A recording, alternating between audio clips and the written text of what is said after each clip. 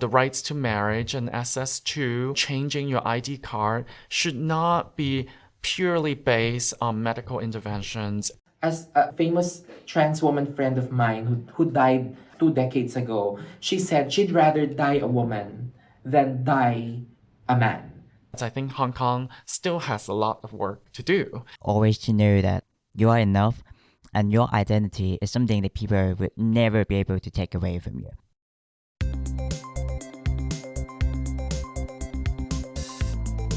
Hi, I'm Shruti. Hi, I'm Heather. And this is Annie. Welcome to our first episode. We're students from HKU. I'm studying economics and finance. I'm studying psychology. I'm doing accounting and law. Today, we're having an enlightening conversation about trans experiences in Hong Kong with three brilliant guests, Brenda, Alvin, and Zephyrus. We hope you can take something away from today's session. Let's dive right in.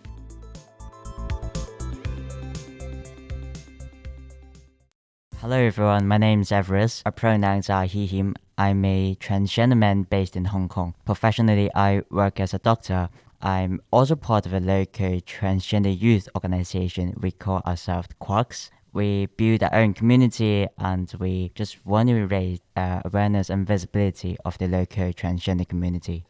Hello, I'm Alvin Wong, and I'm an assistant professor in the Department of Comparative Literature at HKU, and I also is part of the member of the Committee on Gender Equality and Diversity. So at HKU as well, in the Faculty of Arts, along with my dear colleague Brenda. And my work focuses on LGBT and queer culture, including literature, film, arts, and so on in Hong Kong, and looking at it from a Sinophone and transnational perspective. Currently, I'm working on my book, Queer Hong Kong as Method, engages with some of the materials that I might discuss later on today. Hi everyone, mabuhay, as we say in the Philippines. I'm Brenda Alegre, just call me Brenda. I'm a trans Pinay or a trans woman. I'm based in Hong Kong, but originally I'm from the Philippines. I'm also with Hong Kong U. I'm a lecturer at the Gender Studies program. I'm also, just like what Alvin said, we're part of the CGED of HKU. On the advocacy side, I am on the board of ILGA Asia, and the ILGA World Women Steering Committee. I am also on the board of STRAP, the Society of Trans Pinays, the first trans organization in the Philippines, oldest existing, yeah. My research work is mostly on trans Pinays or trans people in Asia, focused on decolonization. So our team went around the streets of Hong Kong to ask people their opinions on trans issues. So first, we asked them what was the meaning of trans and non-binary. Let's take a look at what they said. What does transgender mean to me? Transgender means that when you mentally want to become the other gender, so you perform some kind of surgery to become another gender. It's a kind of inborn action, because in your mind you think that you need to born to be another sex, so you do the surgery and transfer into the other sex. I heard about it. If you might be not satisfied with your own gender, and then you may want to change it, you want to adapt your body or your preferences towards the other gender. Do you think these definitions are accurate? And if they're not, what are the correct definitions?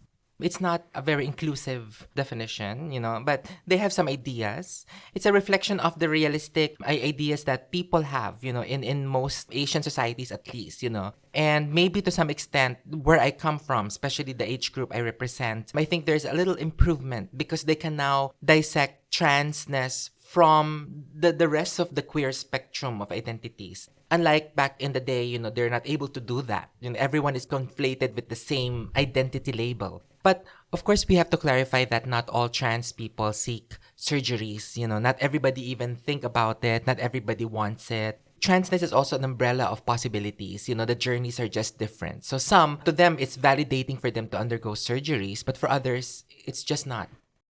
The official official definition of transgender, we're usually comparing between gender identity and the assigned sex or gender at birth.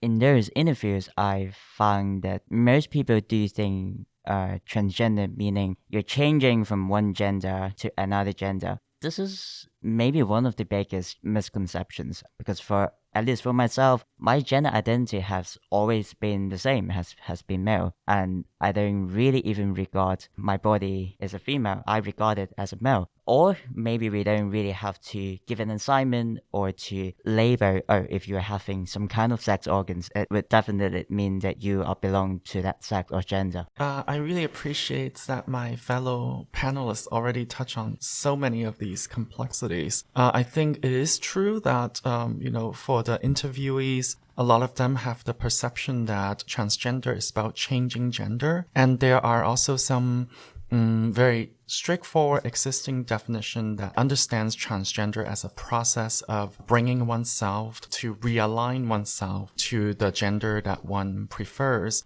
which is often at odds with the biological sex that one is assigned at birth. But as both Zephyrus and Brenda mentioned, there's also, I would say, academic and conceptual and more open definition of transgender that includes all the misalignment or possibilities, fluidities, and is an umbrella term that embraces and include all gender expressions and identification that cannot be contained by very heteronormative and gender binary worldview. So I think there are several definitions, and definitely I hope our podcast can contribute to enriching that. We also asked them what is the difference between sex and gender. I think gender is a more psychological aspect of the human mind. Sex is what we were born with, so sex is non-changeable, but gender is changeable. So actually, I didn't think about this before, so I'm not sure whether there is any difference between them. I don't know either. Sex is usually written on hospital documents. I believe it has something to do with biology. Gender is basically how I consider myself. I think sex is more about the sexual relationships, sexual behavior between men and girls. And gender is like an identity, like you are female or male. So what do you think of that? I will usually just go straight into the gender person, and there will be more than just two items, just gender and sex too. We usually talk about gender identity, gender expression, sexual orientation, romantic orientation, and also your sexual characteristics. So for people who didn't know the difference between gender or sex, how would you explain that to them? In a more conceptual way, if I teach a course on queer theory, I would, affirm that, yes, that's a conventional way that people tend to, or actually a lot of sociologists still insist that, sex is biological sex. It seems to be more primary. It's, something that you're born with. But gender is socially constructed, and there's a whole theory of the social construction of gender. It's about, what kind of color clothing your parents choose for you, maybe before even you're born. But later on, I would say, at least queer theory in the work of Judith Butler, Michel Foucault, and others, they have looked at how even sex is culturally constructed and socially constructed.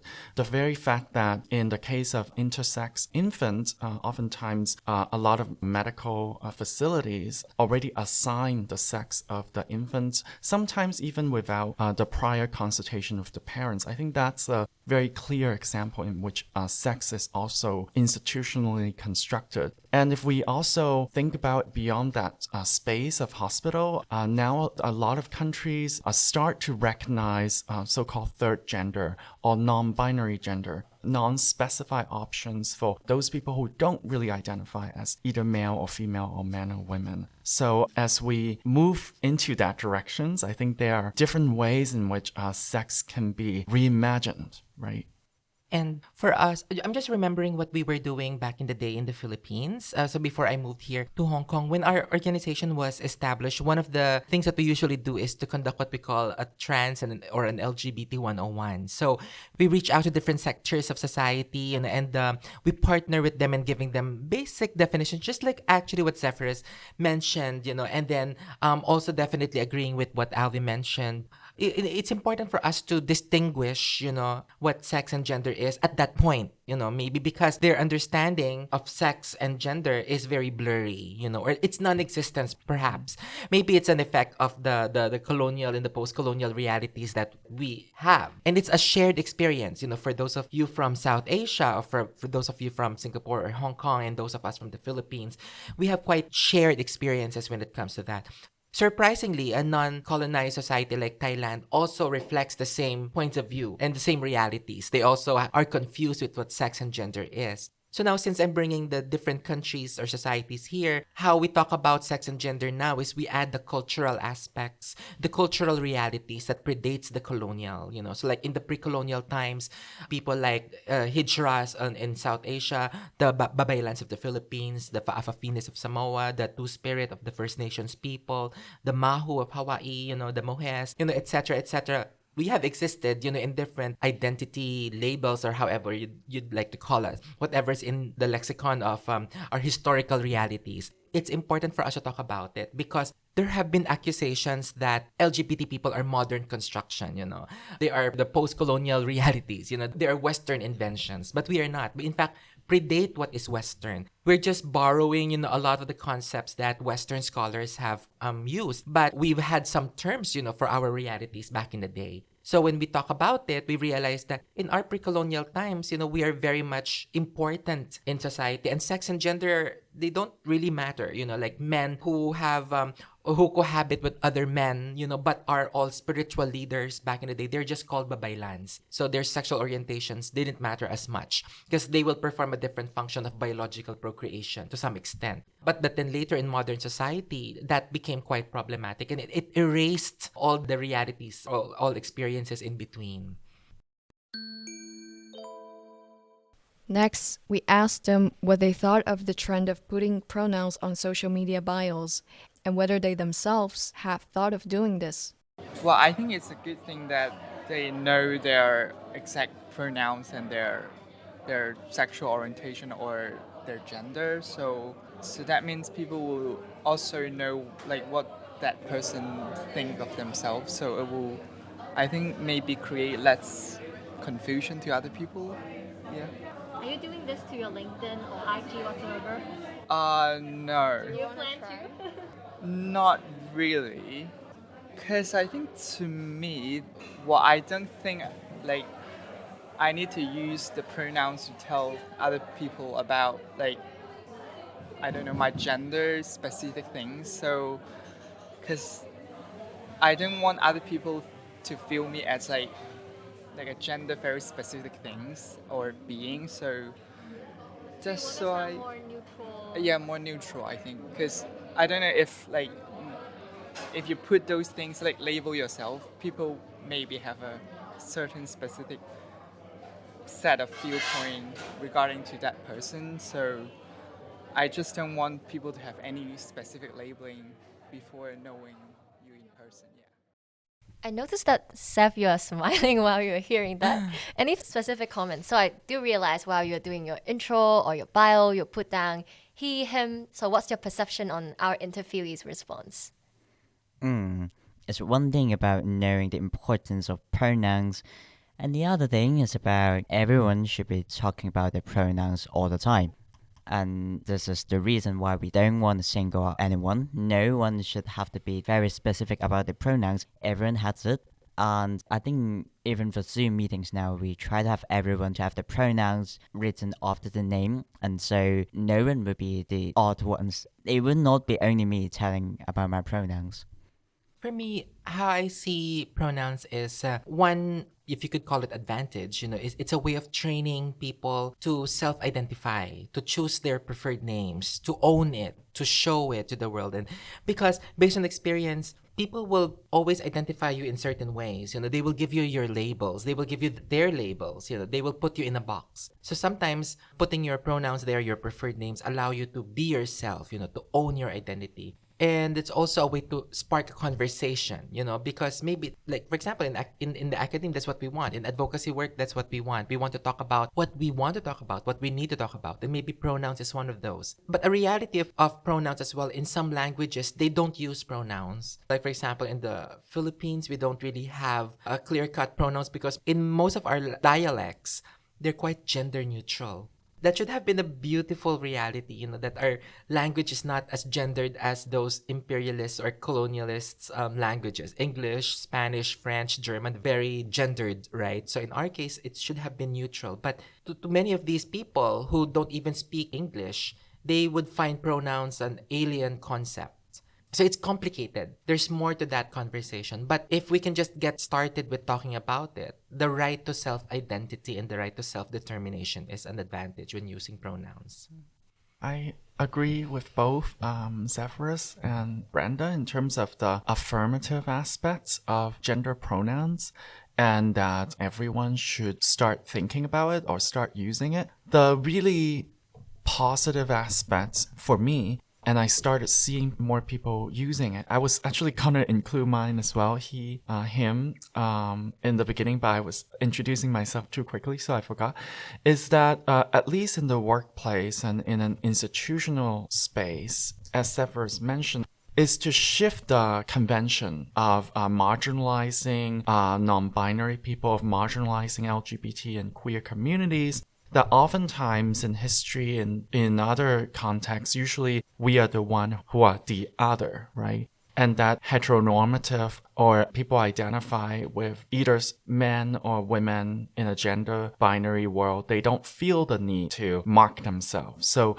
the very fact that whether you identify as he, she, they, or non-binary, that everyone is marking themselves is to suggest that everybody is marked, even if you think you're not. To be honest, we all live in a gender world, but starting to shift that conversation and to realize that we are all marked in a certain way, I think it's a good way to change how we think about gender in terms of, if you work in a big corporation such as Cathay Pacific or, AIG and other these insurance firms and these super high corporate world, I think in those places to start the conversation of gender diversity, I think, gender pronoun is actually a very good way to do it. Especially when you may have your colleagues in various countries, for example, in a Russian language name or in other language. You may not really find the time to Google every name, whether they are trans, masculine, or feminine way before you write your email replies to them. And totally agree with Alvin. This may be a way that we can tackle about sex heteronormativity, and nothing is devoid. Indeed. Diversity and inclusion has been reflected in quite a lot of big corporations, but whether it's still to be seen in small and medium enterprises, other sectors like NGOs are yet to be seen. And the labeling effect is pretty universal, all the way from when we are teens, from our age group, from our occupation. These are all universal phenomenon being seen, not just gender specifically. I haven't done it personally yet. I'm open to it for sure, but I don't think it's necessary at this stage for me to do that because, all my friends know that I'm a girl and I use she, her all the time. So I don't really use Instagram that often anyway. So I would be open to do that, but I'm not doing that right now. I do have my pronouns in my bio, and personally, I do think it's good to have them over there. Like, it normalizes to have these sort of conversations. But yeah, I've had people make fun of me to have it over there, as if it's signaling some, that she's put she, her, those kind of girls, or I don't know, quote unquote woke or political, whatever, right? So from these interviewees, we do notice that there are some adverse effects coming about in their personal life. So does it happen to any one of you when trying to put this kind of he, hims, she, hers in your own profile? Based on experience, I guess the conditioning of society, at least where we are at the moment, the reaction has somehow died down. But then maybe at the beginning part of it, I can't really trace when exactly people started putting their pronouns and their preferred names. Maybe it predated using the Zoom platform during the pandemic period. Maybe it predates that. At that point, I remember there was some backlash, like people reacting negatively, especially in corporate spaces, questioning why put your pronouns there, right? And the thing is, these are supposed to be conversations on diversity, inclusion, and equitability in the workplace. But I guess lately they are getting the train of thought, and how important it is for us to open up the spaces to people who have been marginalized, and not just in the workplace, but everywhere else. But it's natural for some LGBTQI people, to feel the oppression further, now that they have been empowered to self-identify and to use it on their respective platforms. Because I think this is like reflecting the rule of physics. For every action, there is a reaction. So 20 years ago, 30 years ago, when there were very few of us activists on the street or on paper, there were also few reactions against us. And we don't see the backlash immediately because we didn't have YouTube, we didn't have Instagram or Facebook. Now, we could read readily, how they feel about us and the things that we say. The reaction it just comes in a snap. And we hear that there are troll farms also. So the culture of fake news and disinformation is very much deeply embedded already in our society. So again, it's a very complicated aspect. So how I would deal with it is on a gender affirming standpoint. If I have, let's say, a young LGBT person come to me and ask me for my advice, is I will still encourage them to own their identity. Not just because it worked for me, but because that's a healthy approach. It's who you are. You felt that you are this person and you felt that this is the pronoun and the name that you want to keep. You cannot fight for it legally, at least fight for it socially, because if that allows you to be yourself. We asked a few people how would they react if their friend came out as trans. I won't really react to that because I feel that's my friend. If she or she has been my friend for a long time, then that's their choice. Like whatever she or he in the future wants to be called or being treated, I would respect that for sure. I'd be interested in the scientific aspect as to how it's being done. Psychologically, because if I've known her for a long time, I might be really curious as to when or how she came to the realization that she wanted to change. Oh, no, because one of my favorite blogger is the transgender, and so I think it depends on individuals' choice about this. So I think it's freedom. I do have a friend who's a lesbian, and her partner actually did that. So they went to Thailand together and to do some surgeries, and she said they're more happy now. She's more satisfied. She has higher confidence with her body, being more masculine probably now. Yes, I do know people who are trans, and I know people who are non-binary. But of course, I think there's a major lack of knowledge on the issue, on resources for people who are questioning their gender. Okay, so summarizing on so many responses, we hear a few keywords such as respect, psychology, freedom, and happiness. So I wonder for our panelists here today, what is your perception on the understanding when people within their community, within the social circle, do decide to come out? What kind of implications does that symbolize, either in the workplace, in the social life, or even in our pop culture? I think there's a personal aspect, whether you feel prepared to do it. Some people might live in a fairly homophobic family, or their friends are not really that supportive. So there's no one size fits all formula. There's no specific age when you have to come out. But having said that, I do agree with what both of my panelists mentioned earlier. I think there is a truly affirmative, positive, and cumulative effects of coming out, right?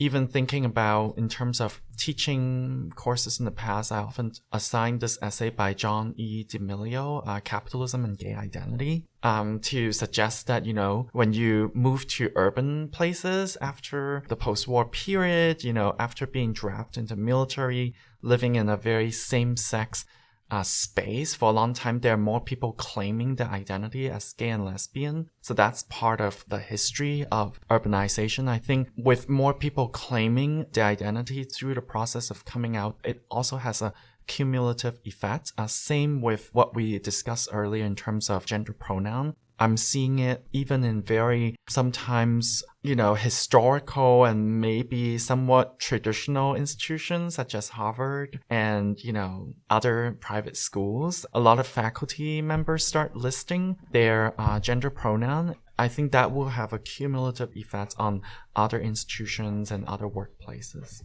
In my own experiences, usually coming out as transgender, there may be two sides. One of the sides is that it's also something usually making people very confused. For example, when I come out, people will think that, oh, so are you a transgender woman or a transgender man?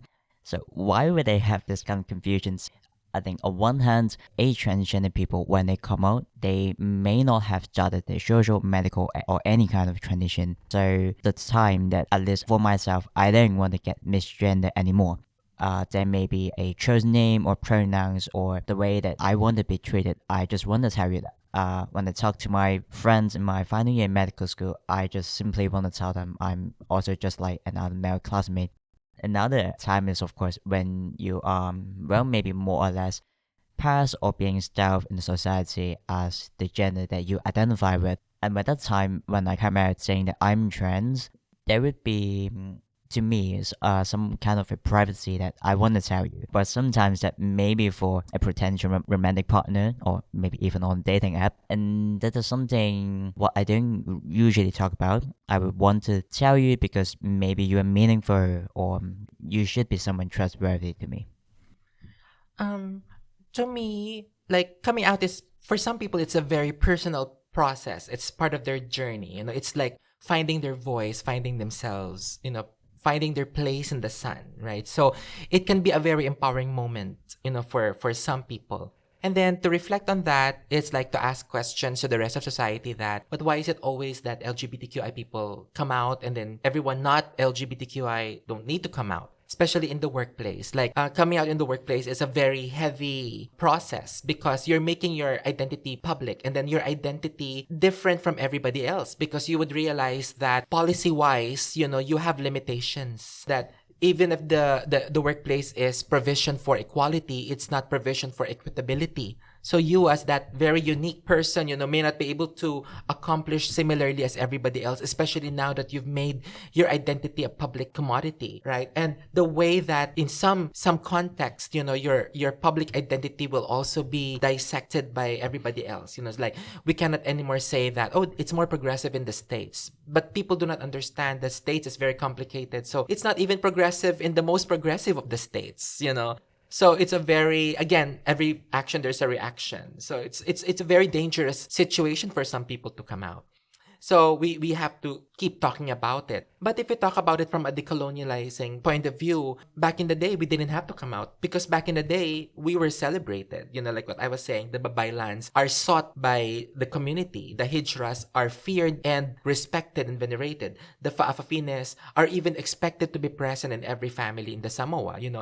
There were stories wherein if it's an all-male brood, the youngest will be expected to turn into a fa'afafine because one of them has to be, So sometimes there is no coming out process. So at the end of it, society should stop expecting us, to come out. And we should also expect society to respect our privacy, however we want to take ownership of our identity. But if we choose to come out, we also need our community to respect us and to protect us, to come, to our time of need, when we are being ripped apart because it happens, right? Especially for celebrities, you also ask about celebrity coming out. There is an upside towards that because sometimes we will live in a culture wherein icons are very important. So like the presence of RuPaul and the drag queens of RuPaul is quite positive as an experience to this generation of queer people. Because we didn't have that back in the day. So our icons back in the day were like Whitney Houston and Judy Garland and Barbra Streisand. But now we can have Carmen Ferreira, Shangela, whoever is trans, queer, non-binary, intersex coming out now. Right? And it's empowering. And however, it's just the way that the tokenism is also present in every coming out story. and how that is translated into something more consumerist and for the consumerist culture, and how that is it's going to sell more non-binary rubber shoes. It's going to sell more non-binary makeup and not selling, the idea of protective laws, for that particular country. So it's complicated for me, but we have to talk about it. You also wanted to find out how much awareness there was about the steps involved in physical transitioning. Have you done any research about it? What's your understanding? Not basically research, but I know it's much easier for a guy to become a girl than the other way around. Okay, I don't know the exact steps, but actually there is this influencer I follow on Instagram, and she has been quite vocal about her journey. So I feel like a lot of my sort of information has come from her journey and like what she shared. I think in terms of transitioning, I think it starts with like hormone therapy. Like it starts with like, and then maybe going on to like surgeries, like more gender affirming surgeries. So that's what I think the perception is in Hong Kong. Some people have no idea. Some people who do have an idea know what transitioning is because of influencers or people like that. So in your experience, how much awareness is there in Hong Kong about transitioning, and how accessible is gender affirming care here? Mostly in Hong Kong, when you say that you are transgender, or when you say, for example, I'm not a female, it would directly means that you want to do a masculinizing surgeries on your sex organs. Well, I would say that for gender transition, it is something, it would be different for everyone, regardless of, of course, they do have different gender identities to begin with. Some of my friends don't even have a really strict transition because maybe they have been appearing and acting and being a male in the family and society all the time. We usually say that there is the social aspect of transitioning, how your name, your pronouns, even what kind of restroom you go to, how you present yourself on your appearances or even your underwears. This can all be some kind of social transition. And of course, there is medical transition if you wish to have some sort of physical changes with your body. But apart from gender affirming hormones and surgeries, we also talk about speech therapy, for example, which is very important even for me as well, with voice training. And some do talk about the legal aspect, when you may legally change your name or even gender marker, or how many options are there in the gender recognition. For me in Hong Kong, I do find that transition and to realize that you are transgender has been younger and younger. Most of our friends are maybe around 20s, and we were also meeting friends in the secondary schools. Of course, they do know about the gender identities even earlier. And for social transition, having maybe shorter hair, chest binders, or even a more private transition. For example, a transgender girl, she may be having long hair and having dresses outside school during secondary school already. But then for medical transition, it would be something different. In Hong Kong, in the public healthcare system, you can only go to the gender identity clinic when you're an adult. So before that, you of course, the official answer is that you can go to the pediatricians in your own clusters. And the official answer is that they do receive training on gender identities, but it's mostly about counseling. Of course, to understand one's gender identities and to have counseling with their parents and even communications with the community, with the school, is very important, and it's also aligned with the standards of care in international organizations. However, if you do want medical transition, including puberty blockers, gender affirming hormones, rather non-existent in the public system, and of course no surgeries. While the adult services in the public system, of course the queue is very long, and you know that it's the same for every specialties. After you receive a referral letter, you need 1 more year before you see a psychiatrist. And if everything goes well, you have to wait another year before you see an endocrinologist to start your hormones. And for surgeries, you may have to wait like 1.5 years to see a surgeon for the first time. And then after they put you in a queue, that would be like 2 to 3 years for each kind of surgeries. So it's all about waiting. While of course you can go to the private one, and it is not restricted by any age, but most families are really probably rather against about being transgender, a gender transition. And so it's really hard for any young people to have their family support to go to any private doctors. And okay, if you do go there, there's quite a lot of medical expense as well that won't be covered by any insurance in Hong Kong. I think rather nearly no insurance.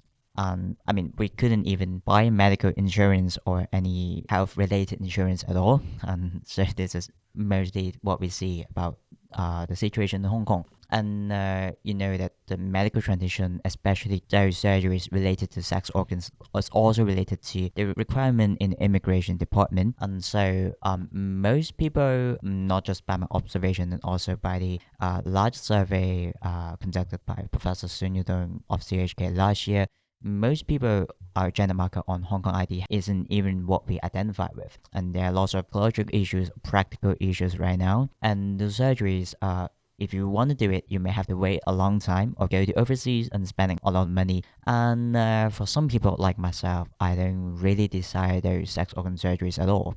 Well, but for myself, I think I'm rather satisfied in different aspects right now, even with living in Hong Kong. I'd like to add on the social-cultural aspects of transitioning, even if we're talking about the Hong Kong context, because like we do have some people of other ethnicities also living here, and so that we can talk about how their realities, their social cultural realities and legal realities also affect their views of transitioning, even in the absence of the word transitioning. Like for some trans people, they don't even hear the English word transitioning and what that really means. And to them, it's more of an action-related, a journey-related process. And there is an oral tradition, like for example, the Thai context, the Vietnamese, the Lao, and the Philippine context, Malaysian and Indonesian context for trans people, the Maknias, Warias, they hear information about hormones and surgery from the senior members of the community. And when they meet trans people from an international activist trans person, who interacts with them and then talks about the culture for trans people in the international, in other cultures. So that affects the way they view themselves. Like when I spoke to domestic workers, since they have female on their gender markers and they move here and then men as female, and then they identify as lesbians, for the most part, they realize that they're actually transgender men. But they also realize that so they can do transitioning, but they are not allowed to transition because they can only work as domestic workers here. So if they transition from female to male, they will lose their jobs, and maybe there could be more to that, right? There's also that fear that if they turn masculine during their gender expressions become more masculine, in the course of their work as domestic workers, that they can be terminated of their employment. They can be viewed as pedophiles or potential sexual predators, especially if their landlords or their employers have a female child, right? So it's very difficult. And then in the case also of the absence of a gender identity model, so like fortunately we do have something here in Hong Kong, but then in Thailand, the gender identity model is basically manned by experienced surgeons like Dr. Pricha, and everything emanated from that experience of practice. In the Philippines and in Malaysia and in Indonesia, we don't have trans health models compared to what they have in Canada or in the Netherlands or in the UK, right? Since you have the Gender Recognition Act in the UK. So the NHS can, if you're British, or a resident in the UK, you can eventually line up or queue up for trans-affirming healthcare. But in other countries, we can't. So when you want to take hormones, you have to buy hormones either from a black market approach. You go to Thailand or you ask someone to ship them for you, or you buy over the counter. And not to share the kind of practice, it does happen here as well. So there are some hormones that you can buy over the counter. But the thing is, if you do that, it means you are not being supervised by doctors. So if you want to undergo the medical transitioning part, it's ideal. It should be that there is a partnership, with the health practice. Right? Because you don't know the ramifications of hormones on your body. You may not know that you have a weak liver. You already have like a weak kidney, and then you take these hormones. The metabolic process can affect that. But legal process is also difficult because like if you are a Pakistani trans woman, or you're a Hijra from India, you're a Kathoey or a trans woman from Thailand, or a trans woman from the Philippines, and you're here in Hong Kong, we may not be able to apply for gender marker change, not even a name change, because our passports doesn't have those, except let's say from India, because they have already the Hijras, a third gender is recognized legally there, as well as in Nepal, but not if you're from Indonesia, not even if you're from Thailand. And everybody's thinking that Thailand is the quote unquote ultimate factory for trans people, right? Which is not true as well. So it's more complicated. And that's why we need legislation, to be very affirming and to be very supportive towards trans people. So, seeing how you mentioned like the difficulties someone might face if they were to transition in their daily lives and the repercussions of that, especially in like a not very accepting society, how important do you think transitioning is for the trans experience? A lot of people, even within the trans community, trans medicalists, they believe that if you do not medically transition, if you don't get all your surgeries, you are not really trans and that you are quote unquote faking it. So what if a trans person has no intention of medically transitioning? Do you think that is still a valid identity to hold? Owning your identity is a valid identity, because it's who you are. You acknowledge yourself. It's our journeys are unique. It cannot be the same. It's just like also discovering that not all trans men are attracted to women.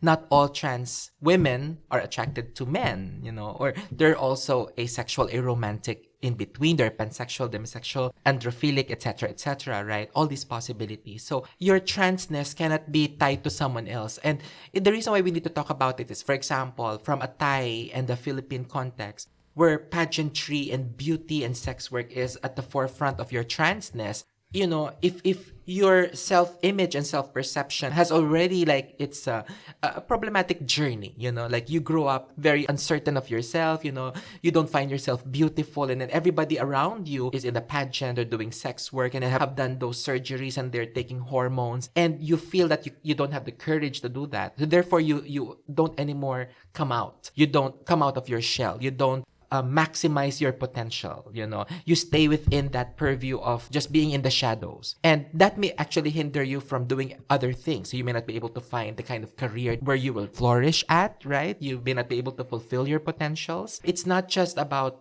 your transness, but it's your potential as a person. So we cannot show just one narrative of transness and one journey of transitioning. There are many. In fact, others don't really transition. So we have to keep showing representation of transness, of different cultural molds and possibilities. Just a little bit about cultural representations, and this conversation just now really connects to a few films in Hong Kong cinema that touch on trans. And first one is obviously Tracy, directed by Jun Lee, and I think most people are familiar with the film Tracy. And in there, you see a narrative of transition for Dai Hong, who later on decided to transition relatively late in life into a trans woman called Tracy. And so I think for different people, the journey is very different. Some never ends. Maybe the first time you come out and transition to your family, and then later on you still have to explain yourself, so-called explain yourself in quotation, to your coworkers and so on and so forth. And then another film that is less, commercial, but is actually quite complex nuance is A Woman is a Woman. Also came out in the same year, directed by Macy Chun and also produced by Mimi Wong, who is of course another very outspoken trans woman activist in Hong Kong. And that film actually presents two narratives of one is a trans woman, Song Ji-yu, who is actually in a heterosexual marriage. Another one is an adolescent feminine boy thinking about transition into a woman, but still in high school. So I think it shows different temporal and aging aspects of transition, but also something that is both touched on by Brenda and Zephyrus, which is the undue burden placed on trans individuals. I think what you're both talking about is really about question of accessibility, questions of choice, where legal identity and access to the rights to marriage and access to, changing your ID card should not be purely based on medical interventions and purely based on sex reassignment surgery, right? So in that aspect, I think Hong Kong still has a lot of work to do in comparison to Gender Recognition Act in the UK and the more sort of global advances in this area. To any transgender individual who may be listening, always to know that you are enough and your identity is something that people would never be able to take away from you.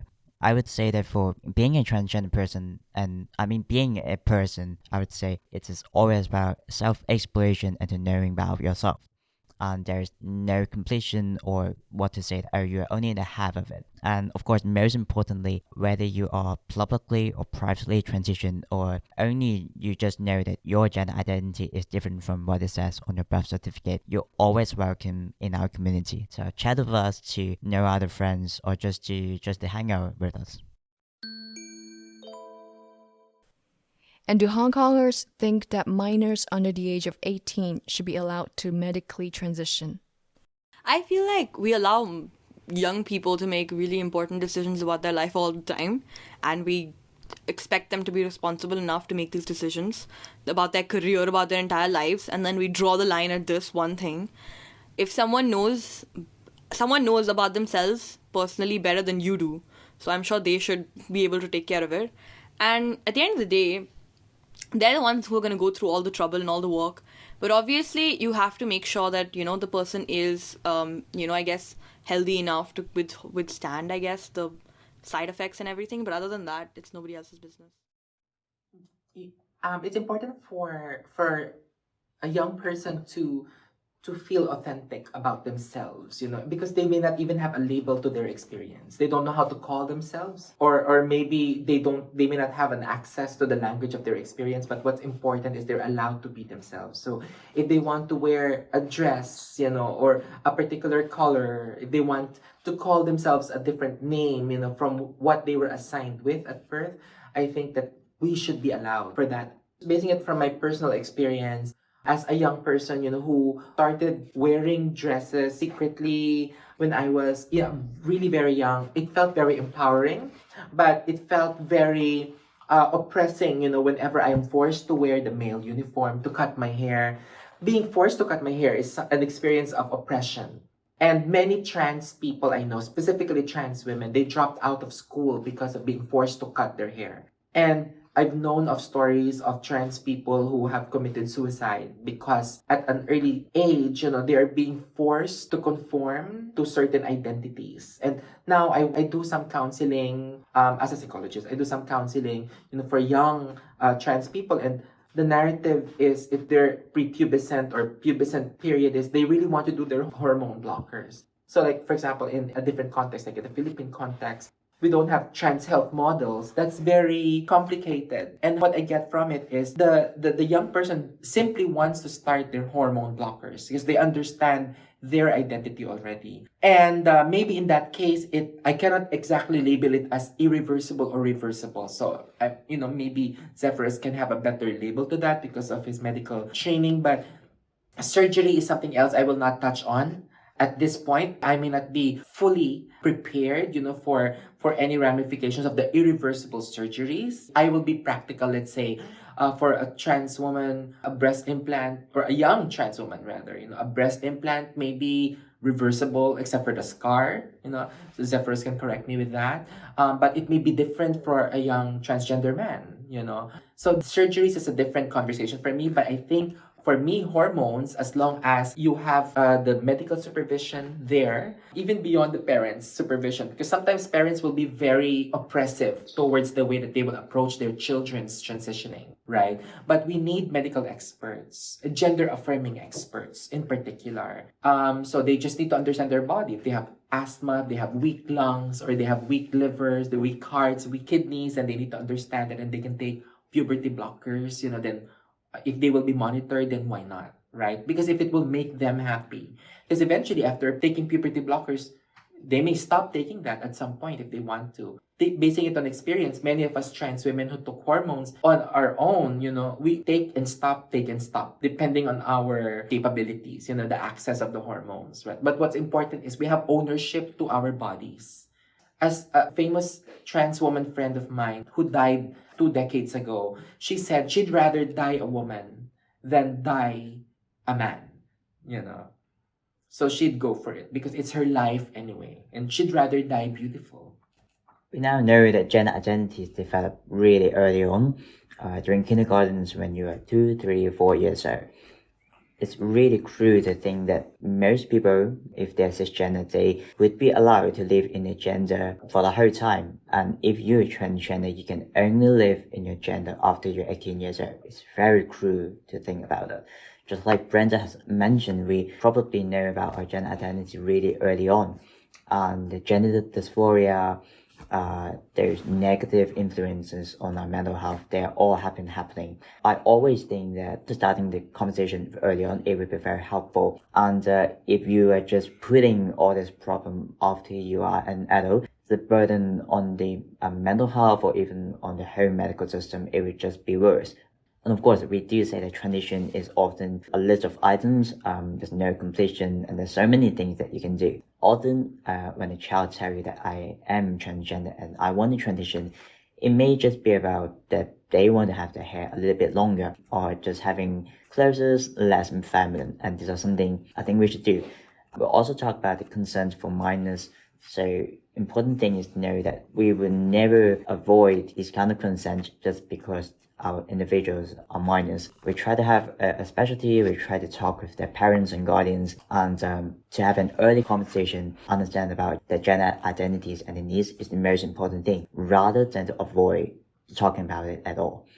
We know that in the US there has been a lot of anti-trans bills and conversations going on, and most of them is about having that gender-affirming healthcare services being illegal for healthcare providers and even for the parents who really want to support their transgender children. We don't have that in Hong Kong, happily. The other thing is also about providing education to medical providers. So whenever parents and trans individuals want to have support, they will know where to gather. The information, one of the most frequently asked questions we received with our organization is about having this, where to see a doctors and where to go to these clinics, because the information on the internet is really so few, so little.